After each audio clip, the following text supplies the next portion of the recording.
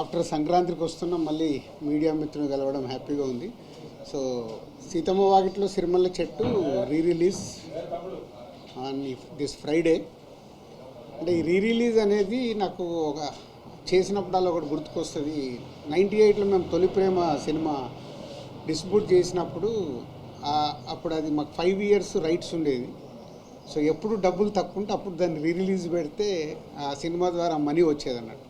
అలా ఒకసారి అమృత cinema flop అయినప్పుడు ఫైనాన్షియల్గా చాలా స్ట్రెస్లో ఉంటే మళ్ళీ రిలీజ్, అది 4th టైం. అప్పుడు కూడా ఆ రోజుల్లో అది 10 to 12 lakhs షేర్ కలెక్ట్ చేశాను. అంటే అప్పటి రోజులన్నిటిసే మిరాకిల్ డేస్. అలాంటిది ఎప్పుడు కూడా ఆడియన్స్ వాళ్ళ రిలీజ్ పెడుతుంటే ఎంత ఇంట్రెస్ట్గా థియేటర్కి వస్తున్నారంటే, ఇప్పుడు హైదరాబాద్లో 10 థియేటర్లు వేస్తే ఆల్మోస్ట్ 10 థియేటర్లు ఫుల్ అయిపోయాయి. సో అంటే మేము నిర్మాతలుగా ఆలోచించుకోవాల్సింది, జనాలు థియేటర్కి రావట్లేదు అనేది ఒక స్టేట్మెంట్ ఎప్పుడు జరుగుతూ ఉంటుంది. ఓటీటీలో ఉంది అని. ఈరోజు సీతమ్మ వాకిట్లో సిరిమల్ల చెట్టు ఓటీటీలో ఉంది, ఆల్రెడీ చూసేశారు. అయినా ప్రేక్షకులు రావడానికి ఇంట్రెస్ట్ చూపిస్తున్నారంటే ఒక మంచి కాంటెంట్ మళ్ళీ వెళ్దామని వస్తున్నారు. అలాగే మహేష్ బాబు గారు అభిమానులు కావచ్చు, వెంకటేష్ గారు అభిమానులు కావచ్చు, థియేటర్కి వెళ్ళి ఈ సినిమాని ఒక బ్రదర్స్ మధ్య ఉన్న మూమెంట్స్ని ఎంజాయ్ చేద్దామని ఇన్ని థియేటర్లు ఫుల్ చేశారంటే చాలా హ్యాపీగా ఉంది. హ్యాపీ కంటే హ్యాపీనెస్తో పాటు నాకు ఐడియాలజీ, అంటే మనం మంచి సినిమాలు తీయటానికే ఫైట్ చేయాలి, ప్రేక్షకులు థియేటర్కి వస్తారని రిలీజులు కూడా ప్రూవ్ చేస్తున్నాయి. సో ఇది మీతో షేర్ చేసుకుందాము అని ఈరోజు ప్రెస్ మీట్ పెట్టడం. అలాగే ఆంధ్రాలో ఎవ్రీవేర్ వేసిన దగ్గర డే 1 60%, 70% అడ్వాన్స్ బుకింగ్లో ఉన్నాయి. మోస్ట్లీ ఫ్రైడే కల్లా అవి రన్నింగ్ ఫుల్స్ అయిపోతాయి. సో అలాగే సుదర్శన్ 35mm సెకండ్ డే కూడా 8th రోజు కూడా 4 షోలు ఫుల్ అయ్యాయి. అంటే చాలా ఒక మళ్ళీ సినిమా రిలీజ్ చేస్తుంటే ఒక ఉండే హ్యాపీనెస్ కనిపిస్తుంది మాకు ఈ సినిమా ద్వారా. So I'm also watching on 7th morning 8 o'clock show. మళ్ళీ 12 ఏళ్ల తర్వాత థియేటర్లో సినిమా చూసి ఎంజాయ్ చేయాలని అనిపిస్తుంది. So I'm going to Sudarshan 35mm 8 o'clock show. And media వాళ్ళు మీరు కూడా వెళ్ళి 12 ఏళ్ల తర్వాత మళ్ళీ ఇద్దరు బ్రదర్స్ వస్తున్నారు కాబట్టి ఎంజాయ్ చేయండి.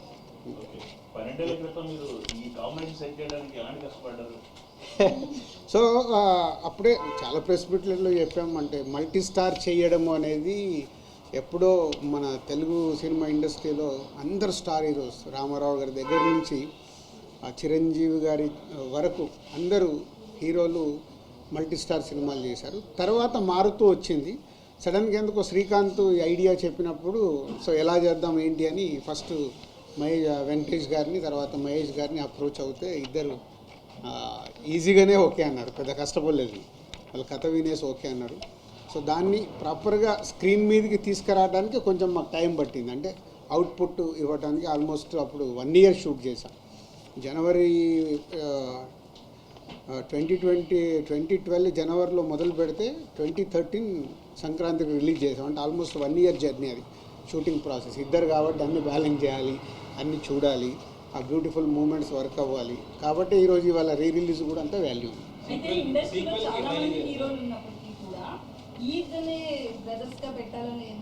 అట్లా ఇప్పుడు ఒక కథ అనుకున్నప్పుడు ఎవరు కరెక్ట్గా ఉంటారని అప్రోచ్ అవుతాము. వాళ్ళిద్దరు అప్రోచ్ అవ్వగానే ఇద్దరికి ఆ రోజుల్లో అట్లని కాదు.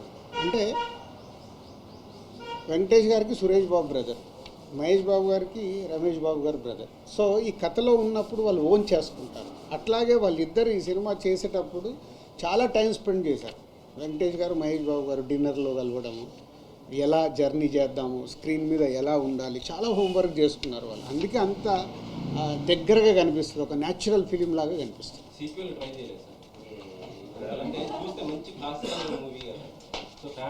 ఇప్పుడు నువ్వు సినిమా చూసావు, మళ్ళీ 7th రోజు చూడు, దాంట్లోకి ఏదైనా ఐడియా దొరికితే వచ్చి చెప్పు. ఊరికే కథ చెప్తా అంటావు కదా, ఆఫర్ ఇస్తున్నా. సీతమ్మ వాకిట్లో సిరిమల్ల చెట్టు ఎలా చెయ్యొచ్చు సీక్వెల్ తీసుకొనిరా, నేను రెడీ. అందరి క్యారెక్టర్లలో ఉంటాయి, దొరుకుతుంది. దొరికిందనుకో తప్పే లేదు. ఏమో టర్నింగ్ పాయింట్ అదేనేమో, అందుకే రిలీజ్ అవుతుందేమో. ట్రై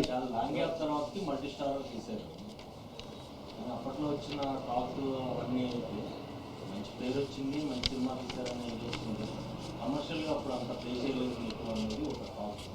ఇప్పుడు మాట్లాడుకోవచ్చు ఏం కాదు. కాదు మీరు ఎట్లుంటుందంటే మీ మీడియా వాళ్ళది మాకు డబ్బులు మిగిలిన సినిమాలేమో ఇలా మాట్లాడతారు. సీతమ్మ వాకిట్లో సిరిమల్ల చెట్లు ప్రొడ్యూసర్గా నాకు డబ్బు మిగిలింది, సినిమాకు ఉన్న ప్రతి డిస్ట్రిబ్యూటర్కు డబ్బు మిగిలింది. అంటే అప్పట్లో ఉన్న టాక్ మంచి పేరు వచ్చింది, పెద్ద హీరోలను పెట్టి సినిమా తీశారు, అంత బాగుంది. కానీ కమర్షియల్ అంత ఫేక్ రాలేదు. మళ్ళీ అదే చెప్తున్నా లక్ష్మీ, 12 ఏళ్ళ తర్వాత నేను మాట్లాడుతున్నా. డే 1 మీలాంటి వాళ్ళు అంటే నేను అందరినీ కలపట్లేదు, అద్భుతంగా ఉంది అని మార్నింగ్ షో అయిపోయాయని చెప్పిన మీడియా వాళ్ళు ఉన్నారు. అబ్బా ఇద్దరు హీరోల్ని పెట్టుకొని ఏందండి ఇలా తీశారు, ఇంకా మేము ఏమిదో ఎక్స్పెక్ట్ చేసామని. అది మీరు ఎక్స్పెక్ట్ చేశారు, మా తప్ప ఎందుకు అవుతుంది? మీ ఊహ. అడుగుతున్నా అది ఒక్కొక్క థియేటర్ ఫుల్ అవుతున్న కొద్దీ పెంచుతూ ఉన్నది. వాళ్ళ వెడ్నెస్డే కదా, ఫుల్ అయిన కొద్దీ అందరూ మెల్లిగా 10 స్క్రీన్స్కి వచ్చినాయి, అన్ని ఫుల్స్ అయ్యాయి. అంటే ఫ్యాన్స్తో పాటు ఫ్యామిలీ ఆడియన్స్ కూడా టికెట్స్ అడుగుతున్నారు. సో ఫ్యామిలీ ఆడియన్స్ అడుగుతున్నారంటే వాళ్ళు కూడా థియేటర్కి వెళ్ళి ఎంజాయ్ చేద్దామని. ఇంట్లో టీవీలో పెట్టుకోవచ్చు కదా, కానీ బిగ్ స్క్రీన్లో చూసే మ్యాజిక్, ఆడియన్స్తో పాటు ఫుల్ క్రౌడ్లో చూసే మ్యాజిక్ టీవీలలో మనం దీంట్లో చూస్తే రాదు. చాలా ఫుటేజ్ ఉంది కానీ ఏమీ యాడ్ చేయట్లేదు.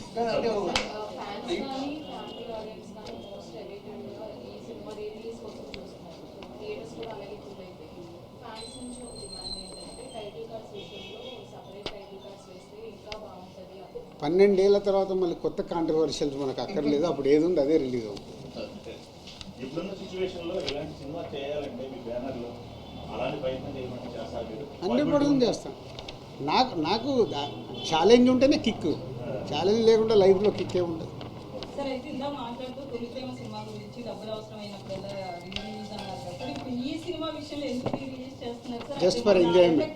కాదు ఏంది ఎఫెక్ట్ మాకేమి. పక్కన 300 కోట్ల సినిమా వచ్చింది కదా, మర్చిపోయావా ఏంటి? అప్పుడే సంక్రాంతితోనే లేదు, ఎంజాయ్మెంట్ ఏంటంటే ఒక హ్యాపీనెస్.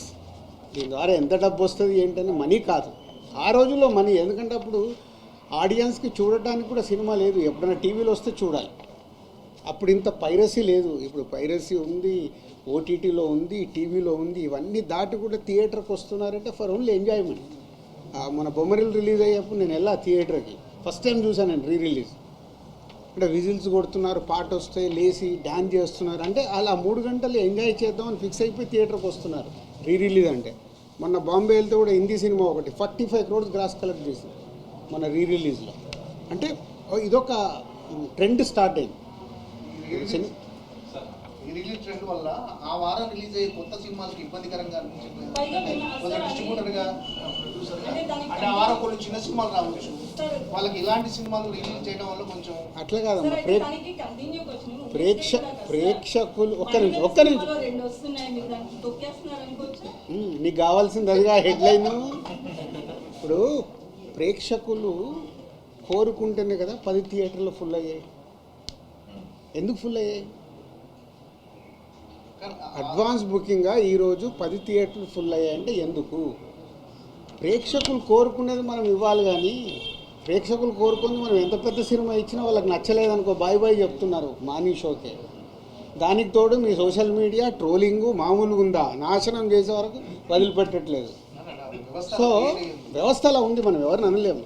సో ప్రేక్షకులు రెడీగా ఉన్నప్పుడు మనం ప్రేక్షకులు ఎంజాయ్ చేస్తామంటే మీరు ఎంజాయ్ చేయొద్దు, మీరు ఈ సినిమా చూడండి అంటే చూస్తారా? ఖాళీగా ఇంట్లో కూర్చుంటారు, చూడరు, వెళ్ళరు. వాళ్ళంతా క్లారిటీగా ఉన్నారు ఆడియన్స్. ఇవాళ స్టార్ సినిమాకి అనుకున్న రేంజ్లో ఓపెనింగ్ రావట్లేదు అంటే ఎందుకు రావట్లేదు?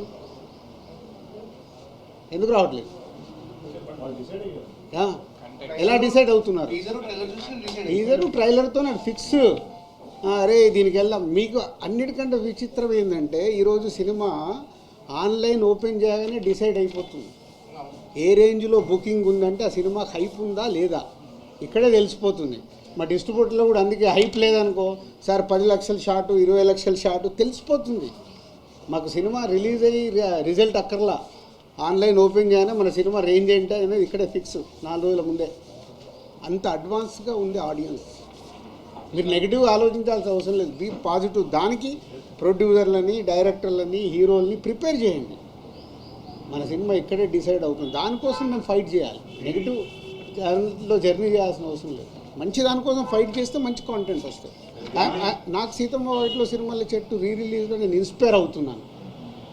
అరే ఆడియన్స్ రావట్లేదని నేను భయపడాల్సిన అవసరం లేదు. మొన్నే సంక్రాంతికి వస్తున్నాము, సెన్సేషనల్ హిట్ అయింది. థియేటర్లో హిట్ అయిన తర్వాత కూడా జీ5 వాళ్ళు 12 అవర్స్కే ఇంత అయిందని వాళ్ళు కేకులు తీసుకొచ్చి స్వీట్లు తీసుకొచ్చి ఇచ్చి వెళ్ళిపోయారు. This the content. సో ఇలా జనాలు మనకు ఎనర్జీని ఇచ్చినప్పుడు ఎనర్జీని మనం పాజిటివ్ సైడ్ మర్చుకొని వాళ్ళకి రీచ్ అయ్యే సినిమాలు తీయడానికి ప్రయత్నం చేయాలి.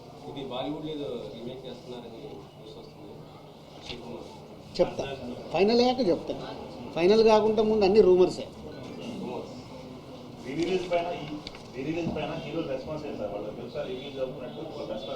అంటే ఇవన్నీ మాకు ఎంజాయ్మెంట్ మూమెంట్. రెస్పాండ్ ఏముంటుంది దీంట్లో?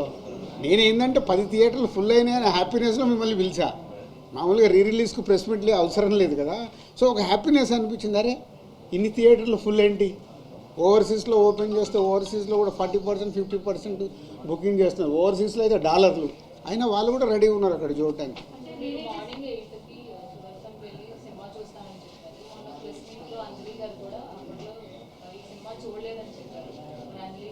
వస్తారు ఇక ఇప్పుడు ఫోన్లు చేసి పిలవాల్సిన అవసరం లేదు. మాకు హ్యాపీనెస్ కావాలని కూడా థియేటర్కి వెళ్ళి ఎంజాయ్ చేస్తాం.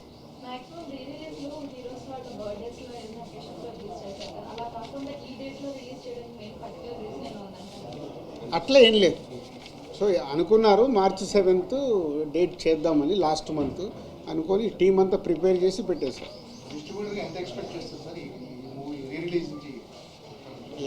దీనికి ఏమో ఎక్స్పెక్ట్ ఎంత వచ్చినా హ్యాపీనెస్. నేను చెప్పేది దీని ద్వారా వచ్చే డబ్బు కాదు. అంటే రిలీజ్కు ప్రేక్షకులు ఇలా థియేటర్కి వస్తున్నారంటే ఎగ్జిబిటర్ హ్యాపీగా ఉన్నాడు. సార్ ఈ సినిమా చేస్తుంటే ఫుల్స్ సార్ అని వాళ్ళు మామూలు హ్యాపీనెస్ కాదు కదా. ఆడియన్స్ చూసేవాళ్ళు తీసిన మాకు 12 ఏళ్ళ తర్వాత మళ్ళీ థియేటర్లు వెళ్ళి థియేటర్ హౌస్ఫుల్లో చూస్తుంటే ఆ కిక్కే వేరు కదా.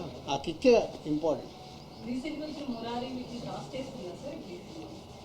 మళ్ళీ కంపారిజన్లు ఎందుకు?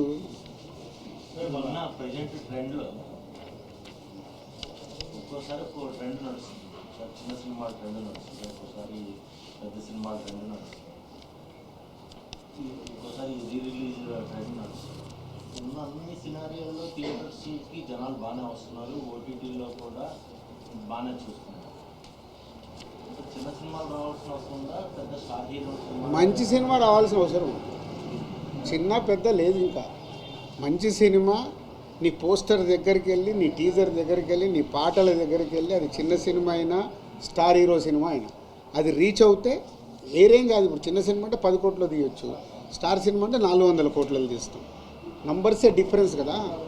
అల్టిమేట్ కాంటెంట్ ప్రేక్షకుడికి రీచ్ అవుతే పోస్టర్ దగ్గర నుంచి టీజరు, సాంగ్, ట్రైలరు అన్నీ వాళ్ళకి ఎగ్జైట్మెంట్ అవుతే చిన్న సినిమాలు కూడా ఫుల్ చేస్తున్నారు కదా.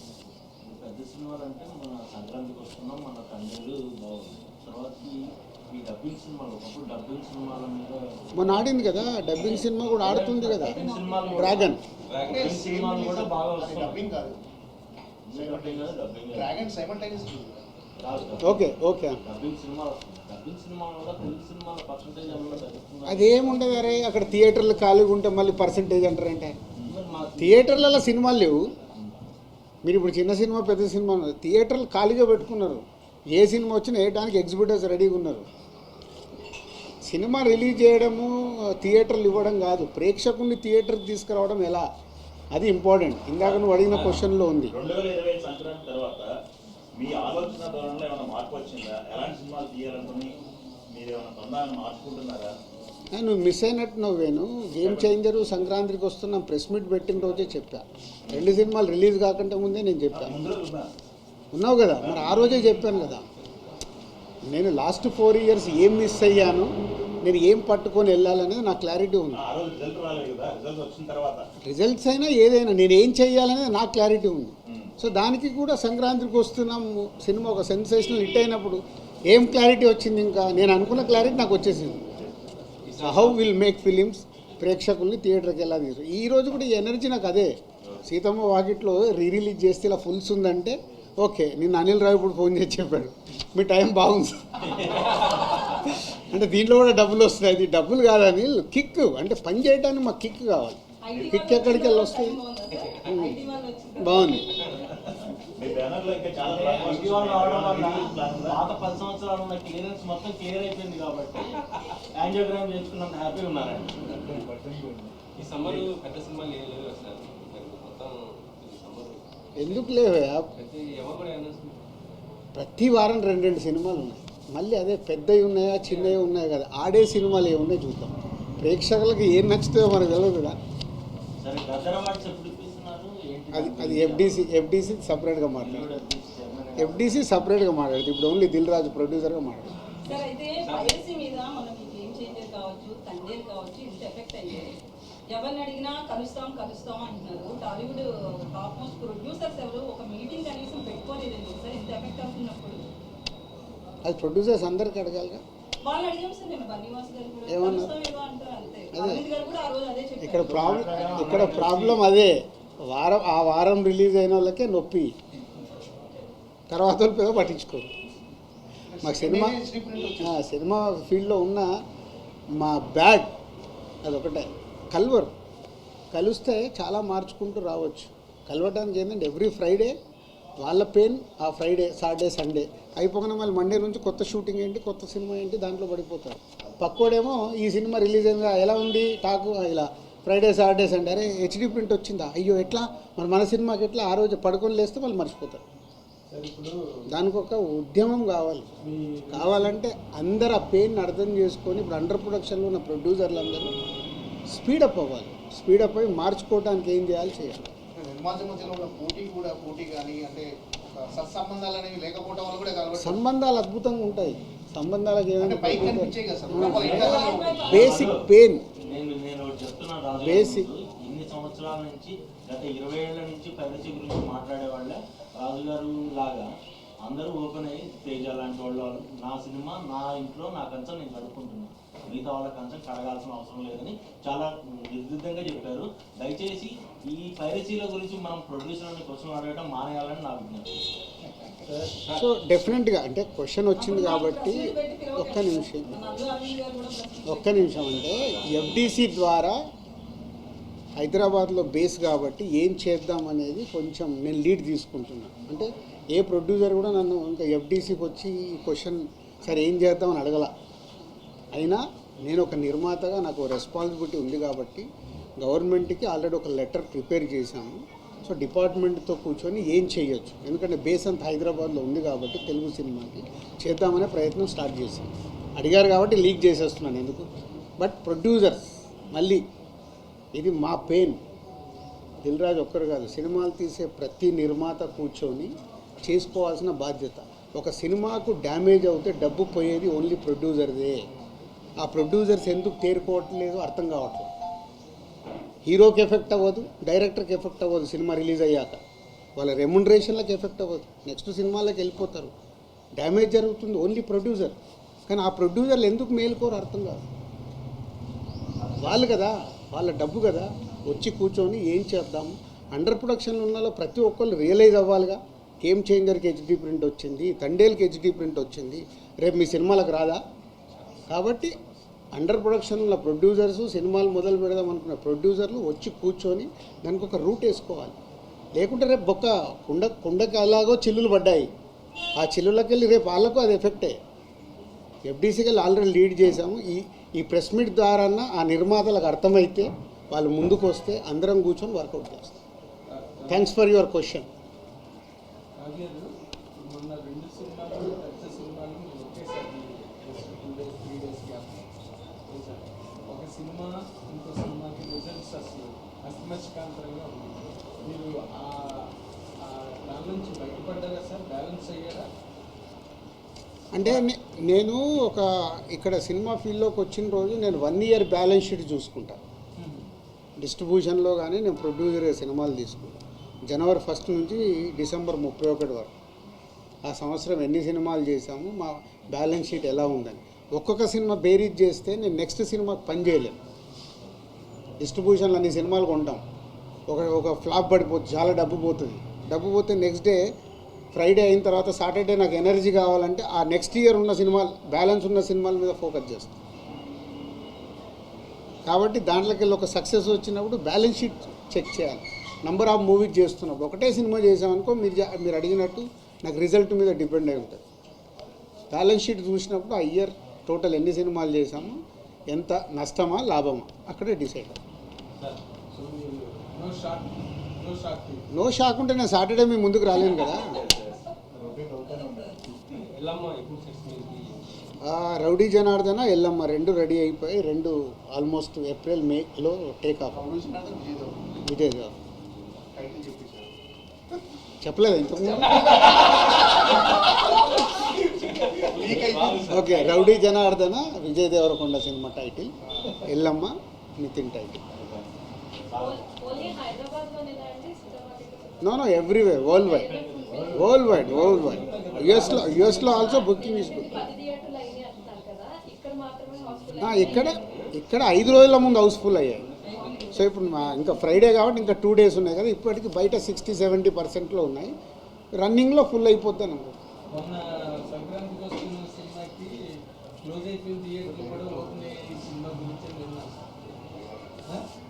అయ్యాయి అంటే అది మళ్ళీ నా ఏరియా కాదండి, అది కింది వరకు ఎవరి దాళ్ళు అది డిస్ట్రిబ్యూటర్ చూస్తాడు. ఎక్కడ వేస్తున్నారంటే మాకు ఇన్ఫర్మేషన్. Okay, thank you.